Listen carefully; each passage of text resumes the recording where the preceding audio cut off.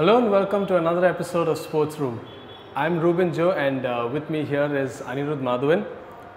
We're going to be talking about the IPL today. We're 2 weeks into the tournament and we've had 4 or 5, each team has played about 4 or 5 matches each and so far it's been an engaging tournament. We thought the IPL was getting stale, but then, they proved us wrong so far.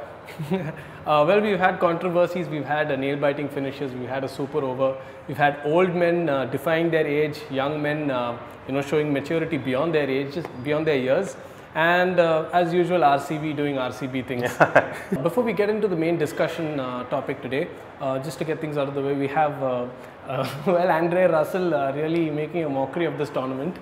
We've had in the 4 matches that he's played, he's basically the stats here. Yeah, just the stats first. The 4 matches that he's played, it's been 49 of 19, 48 of 17, 62 of 28, and 48 of 13 for a grand total of 207 of 78. Yeah, strike rate. What's the strike rate about? 260. I don't even want to 260. calculate it. 260 something. The strike rate. Yesterday's was 369. It's more than a number of days in a year. Why is he even allowed to play in the same team as these? Same league as these people. To be honest, like yesterday's innings, the bowling was very bad. So you know The you match have against a player. RCB. yes. You know you have a player who hits like that, Right. and you keep bowling length to him, especially Tim Southee's over. He went for 20. He's such an experienced player, and he kept bowling length, and he went for 6, 6, 6, and a 4. So Yorkers, I don't know if it will work also because low full toss he still hit. Well, with Rabada it worked. So specialist bowlers should do specialist things like that, death over bowling, and maybe wide outside the off stump slow ball. Hope he mistimes it. Well, all the eyes are now on the World Cup. Eyes are on the World Cup. It has been ever since, even before the tournament started, because this IPL is happening before the World Cup. So a lot of the Indian players, the selection thing is still, still going on, but there will also be a lot of foreigners who will be leaving the tournament towards the end. But today we'll be talking about the Indian probables and how they've been faring at the IPL so far. So I guess we'll start with the openers. The openers, again, numbers. Rohit Sharma has 107 runs in 4 matches. Interesting stat, he's only hit just 1 6, which is highly uncharacteristic of him. And he's been playing like this for a while now. He's been cautious at the start. Even when they play one days, he'll let Shikhar Dhawan do the risk taking, and he'll build an innings. So he's doing that, continues to do that. Shikhar Dhawan also has 152 runs in 5 matches, and he's been the senior pro of the side. All the others are the youngsters, and he's being with them and taking them along. What's interesting to me is that both of our openers are playing like they would in a one-day tournament. Both are being very cautious, and maybe somewhere in their mind is all about England right now. So I don't know how they'll go about in the IPL, but they do look like they have eye on the future. So our openers, as usual, have been, they are set. Rohit Sharma and Shikhar Dhawan are basically going to start for us at the World Cup, and they've done fairly well also. Especially in England also, if you cast your mind back to the Champions Trophy, that's where this partnership started, and a very fruitful partnership. So these two have been playing pretty well, and we're moving on to the middle order. We have Virat Kohli, and we have, basically it starts with Virat Kohli over there, at number 3. So the top 3 are set for India, but it's the number 4 spot that has been a little bit. So let's talk about the middle order, starting with Kohli. Starting with the captain, and he looks in superb touch, like the innings yesterday. He got an 84. And wonderful first shot, cover drive. And his batting is set. He's got 162 in 5 matches. Batting is not a worry, but the captaincy, again, a lot of questions because they've lost 5 matches. And a lot of people are asking on Twitter and all, because if he doesn't have the team that he wants, can he be the same captain? And he still needs to have. Do you think this will have like a, ideally, do you think this will have like a mental toll, take a mental toll when he goes into the World Cup? Because he's so used to, winning, and then now he's getting, you can't say he's getting used to losses, but because even against KKR yesterday, one shot he misses and he's busy, he's shouting and all that, but Hopefully he is mature enough to not let this affect him, as in whatever happens with RCB should not be translated into whatever he does for India at the World Cup. Right. But one point about his captaincy is that he still seems to want to have a senior pro around. Like for example, in yesterday's game, Ashish Nehra was running around the boundary rope, talking to every bowler he could. Yeah. Even Tim Southee and everyone, and Nehra talks a lot anyway, but he seemed to want to get into that game, and Kohli was very despondent. He didn't know what to do. Every time he'd go down, he'd just put his cap on his head or do something. No, they did look like they were controlling the game until obviously Andre Russell came in, but at least it looked like they had a very good chance of winning the game. They did, and credit to where credit is due. Like he brought in Pawan Negi yesterday, who bowled a brilliant spell. Yeah. So if RCB had won yesterday, people would be celebrating Kohli's brave captaincy and all. Right. But he has to keep doing that on a consistent basis. He couldn't pull it off yesterday, but if he keeps making those changes, probably, and these are slight margins. You can win a game, lose a game, but you just have to be positive. So hard to do, but yeah. Then that number 4 spot, is there any chance we can get Andre Russell to play for us? I believe Chris Gayle once said he wanted to play for India. I don't know if Dr. Dre wants to, but number 4 spot, Raidu was supposed to be the number 4, like locked in person. But Australia wasn't too good for him, right? When he played in. But Raidu has 34 runs in 4 matches. Okay. So he's probably the guy with the most pressure on him to make it into the side at the number 4 thing. And he has to buck up because people like Nitish Rana and Sanju Samson are waiting and watching. And Sanju has a century also. But yeah, I think they'll still go with Raidu because there's. What about Rahul and Rahane? Rahul is most likely to be the reserve opener, and Rahane is a question mark because I don't know why he is not being considered a white ball cricketer now. He's almost like he and Pujara have been relegated to the test format, and Pujara you can still understand, but even though he hit a century with the Syed Mustaq Ali Trophy, 60 balls. So, but still, so Rahane is a really good white ball cricketer, and I don't know why he's not in the picture. But seems like they'll still go with Raidu if he continues like this and he doesn't score more than say 150 or 200 throughout the tournament, then yeah. But then there are these. I mean, obviously this talk of should selection be based on IPL performances and all. But then in cases like this, like you're saying, a prolonged tournament of underperforming, then it kind of looks bad. And form is something. It is a quantifiable thing. So just because you had a wonderful series up to the IPL and then two whole months you don't play up to your potential, you won't get away with that unless maybe you're Kohli. Even then, but yeah. Now, moving on to the wicket keepers, we have 2 options that has torn Indian cricket, divided Indian cricket. They made an ad out of it. Yeah, even made an ad out of it. So, MS Dhoni and Rishabh Pant. Yeah, MS Dhoni, 119, 4 matches, standout batsman for Chennai. Strike rate has gone down from 150 last year to 116 this time. But I think that had to do. Last year, it was a very emotional season for them. So I remember seeing him angry also last time. Some of the matches, they had a point to prove. This time, the strike rates come down, but that's expected, right? But he's still there. He's still making the runs and still the finisher for Chennai. Yeah, Daddy's army is still winning, except for one loss. One loss. Yeah.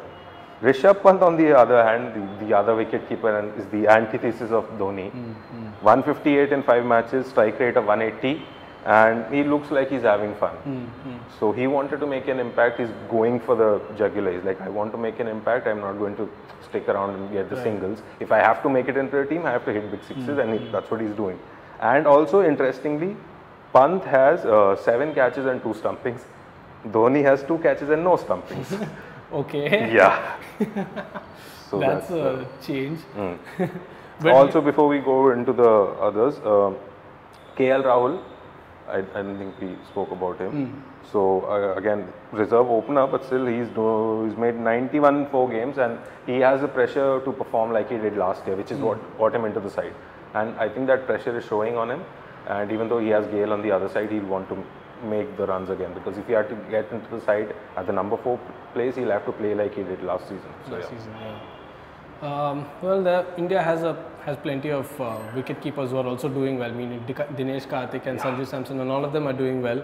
So I think it eventually does come down to MS Dhoni and Rishabh Pant after all. So moving on to our all-rounders, what do you think? We have obviously Hardik Pandya, who's literally has toothpicks for arms and still smashes sixes everywhere.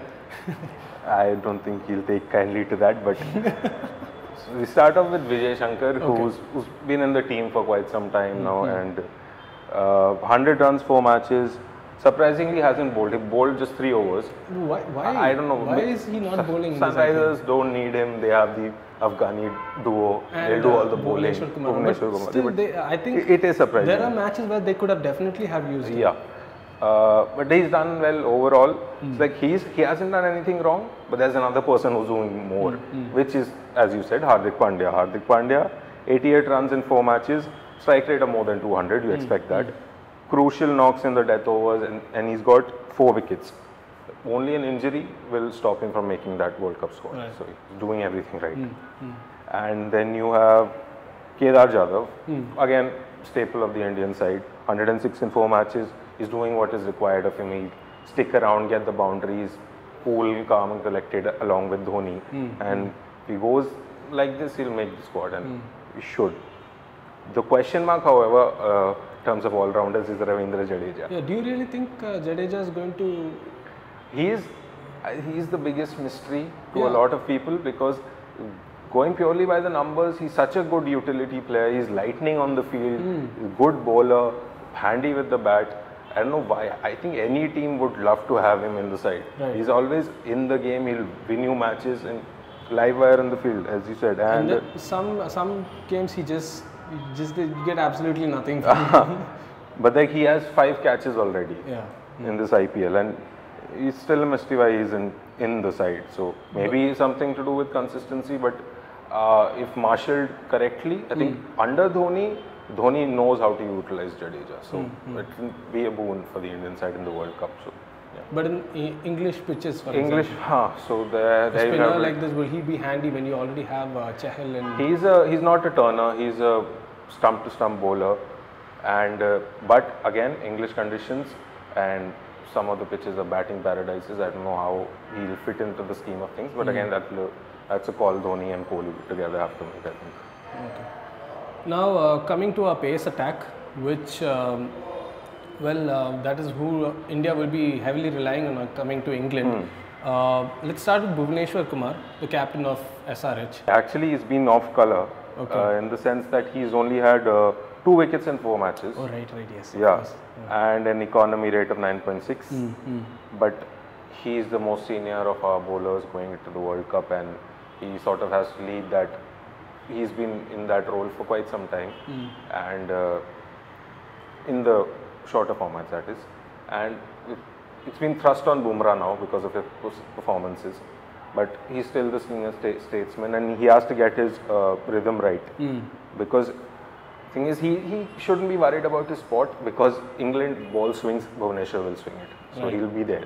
Just had to work out on his rhythm. Yeah. Shami, on the other hand, he came into the tournament in the form of his life, and he's continuing that. He's got 5 wickets, 4 matches, and interesting fact again, his IPL career average is 47. This time it's 29 point something. That tells you a lot. So he's having a dream run, and he'll walk into the side. And then we come to Jasprit Bumrah, who's the best ODI bowler in the world. He has 4 wickets in 4 matches, and he has an economy of 7. So he's doing what he does. So so those are our fast bowlers, and finally we have our spinners. That is Kuldeep Yadav and Yuzvendra Chahal. Kulcha. What? Kulcha, yeah. So both of them, I mean, Chahal has definitely done what he's the only person who's been doing something for RCB so far. Yeah. And Yadav also, I think to an extent he's had a few wickets, but not as much as we.